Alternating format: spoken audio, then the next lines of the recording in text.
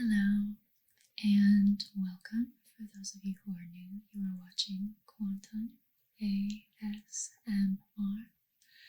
And for those of you who aren't new, welcome back. Welcome back. So for today's video, I thought that I would talk about imaginary numbers. Imaginary numbers. So the most basic imaginary number would be I. And I, of course, stands for imaginary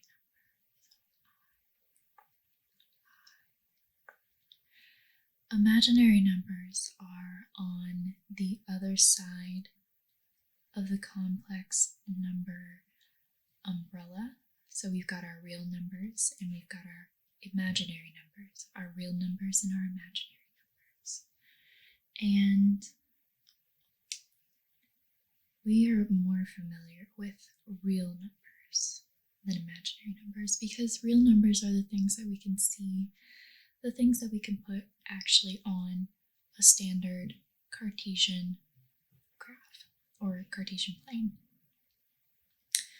Now, we can graph imaginary numbers, but they look a little bit different than on a standard graph. So instead of having an x and a y axis, or an x and a y axis, we have our imaginary axis and our real axis. So instead of x and y, it's real and imaginary. Now, when we're looking at imaginary numbers, like I was saying before, the most basic one is I. And I stands for the square root of -1. The square root of -1. This is really handy when it comes to solving problems that have negatives in the radical, particularly squares, like the square roots, because we can't square root a negative because anything times itself has to always be a positive. So a negative times a negative is going to be a positive, and a positive times a positive is going to be a positive. So say we've got 2 times 2 is 4, but -2 times -2 is also 4. So it wouldn't make sense to have a negative inside of the square root, or it's just not possible to do. It's not possible to graph that standardly. So what we have to do is take into consideration the numbers that just aren't possible to do, which are the imaginary numbers. So the way that we would solve those radicals would just simply be by separating the negative from the number that's inside. So then we'd have a -1 times that number, whatever's inside.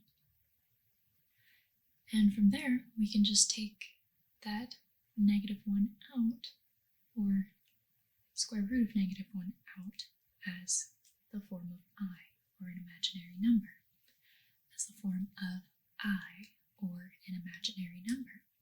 We could do something like, for example, we would have the square root of -36. The square root of -36.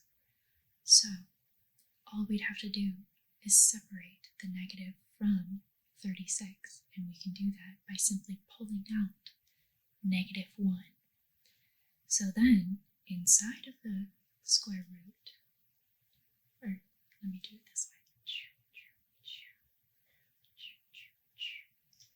there is a -1 times 36, a -1 times 36.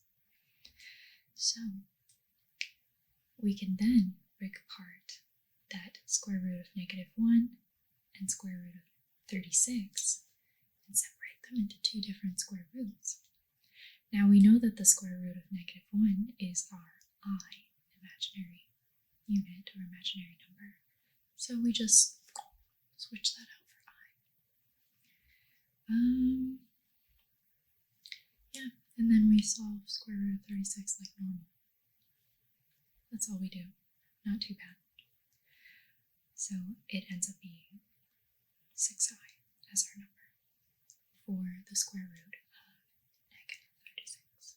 The square root of negative 36. So also we can't forget to put plus or minus behind it because it could be positive or negative 6i.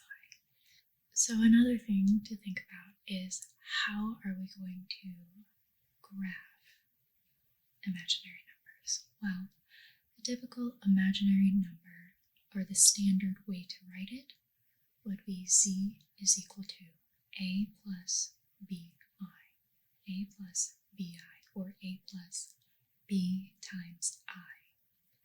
And that's going to give us two different things. That's going to give us a by itself, which is our real number in the problem, and it's going to give us our imaginary number, or our imaginary component, which is bi, because that's the one that's being multiplied by I. So we've got a, b, and I. Now when we're graphing these, we can think about a and bi as sort of separate components of real and imaginary. So remember how I said the graph is we have in the vertical, we have an I number line, so to speak. And then in the horizontal, we've got our real numbers. So when we're graphing these, we just simply break up the real and imaginary components and we graph them according to that. So say we have something like, z is equal to, and z is our typical complex number letter, so to speak. So we've got a plus bi, and let's say we've got z is equal to 2 plus 3i, 2 plus 3i. So all we'd simply have to do is graph 2 on the horizontal, so 2 to the real, and 3 in the vertical. So our coordinates technically would be 2, 3. 2, 3, or if we're doing it backwards, 2, 3. Yeah, I keep forgetting that I have to switch around the camera, or switch around my hand gestures to make it right. So, not too bad. We also have there's also one last thing is we can also break up imaginary numbers into an even smaller subcategory, and that's what we call pure imaginary numbers, and that's where I, just straight up I, fits in. But it's also where in the imaginary complex number there is no real component, so a is 0. So we just have like bi. So there is nothing real about the number at all. Yeah. So that's pretty much it. I don't really have anything else to say about these imaginary numbers. But I just thought it would be a fun thing to do. So I hope you guys have a good night, or a good morning, or a good day, whatever time of day you're watching this. I hope you are doing very well, and I will see you all in my next